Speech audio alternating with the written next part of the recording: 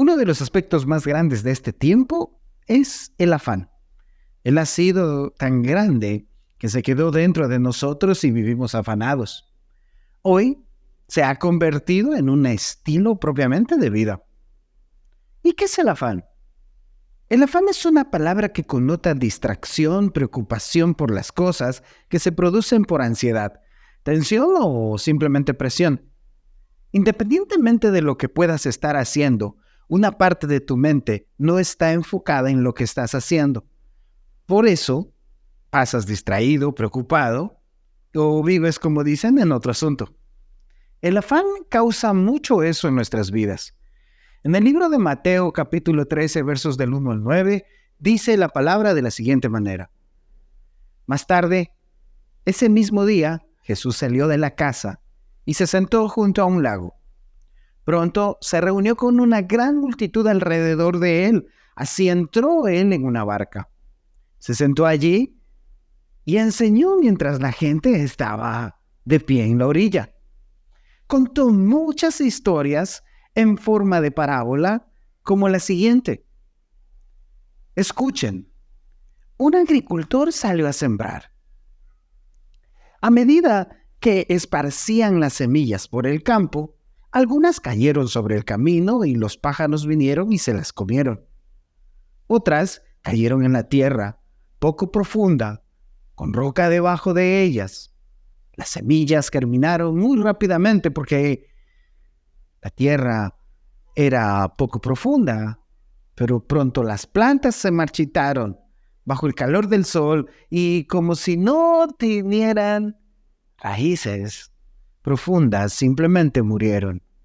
Otras semillas cayeron entre espinos, los cuales crecieron y ahogaron los brotes. Pero las semillas que cayeron en tierra fértil y profunda produjeron una cosecha de 30, 70 y hasta 100 veces más numerosa de lo que habían sembrado. El que tenga oídos para oír, que escuche y entienda.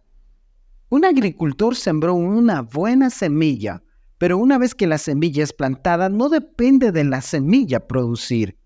Depende de la tierra hacer que la semilla produzca.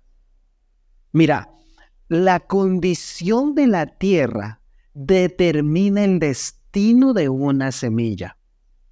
La primera semilla podemos denotar claramente en Mateo capítulo 13, 19. La semilla que cayeron en el camino representan a los que oyen el mensaje del reino y no lo entienden. Entonces viene el maligno, arrebata la semilla que le fue sembrada y en el corazón. Esto ilustra que la palabra es sembrada, pero inmediatamente Satanás destruye lo planeado, destruye todo lo que fue plantado a través de las dudas o enviando palabras contradictorias o falsas para impedir que esa semilla germine. Mira, estas palabras falsas son mentiras propagadas por la cultura.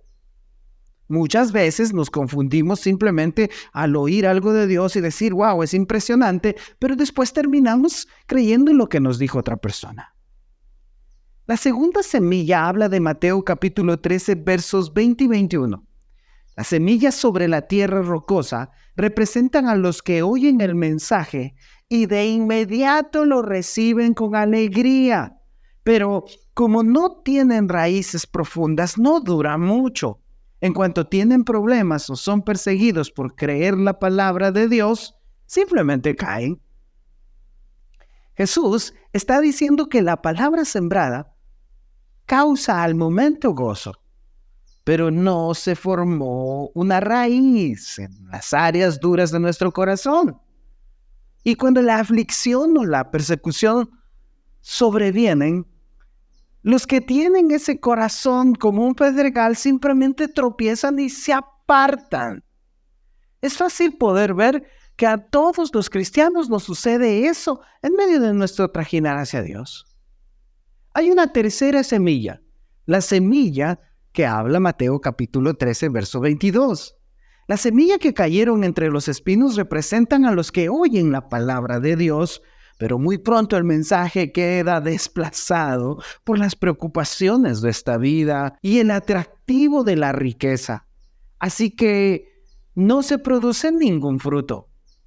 Los afanes de este siglo, los placeres mundanos, las delicias del engaño, de las riquezas, las vanaglorias, ahogan simplemente la palabra. Se hace infructuosa y muere simplemente. El mundo ahoga la palabra sembrada. Aparecen preocupaciones, aparecen millones de cosas que simplemente nos distraen y nos tratan de llevar hacia una pobreza espiritual y otras características engañosas de riqueza. Mira, son personas que han escuchado la palabra de Dios y solo han profesado recibirla, es decir, han experimentado verbalmente y ciertamente la adición de ella y de esos principios cristianos, pero jamás la aplicarán. Una de lo que vamos a ver a continuación es la cuarta semilla. En Mateo capítulo 13, 23, dice que la semilla que cayeron en buena tierra representan a los que de verdad oyen y entienden la palabra de Dios y producen una cosecha de 30, 70 y hasta 100 veces más numerosas de lo que se había sembrado. Estas son estas personas que reciben la palabra de Dios y comprenden lo que Dios quiere decir. Algunos no nos dan mucho fruto, como una espiga que solo diera unos 30 gramos. Por otra parte, hay algunas espigas que llevan más de 100 gramos en cada una de ellas. El fruto que reciben depende de cada uno de nosotros en el alcance a comprender. Entendamos esta parábola. La cuarta semilla es el 25% de la cosecha que creció en buena tierra. La primera es el 25% que fue robada o dañada por nuestro adversario. Pero la segunda y la tercera suman un 50%. La cosecha fue dañada por una cultura imperante. Mira, ¿es la promiscuidad parte de una cultura en el cristianismo? De acuerdo con las Escrituras, eso es imposible. Sin embargo, parece que la iglesia sufre de promiscuidad, al igual que aquellos que no lo son o forman parte de ella. ¿Por qué?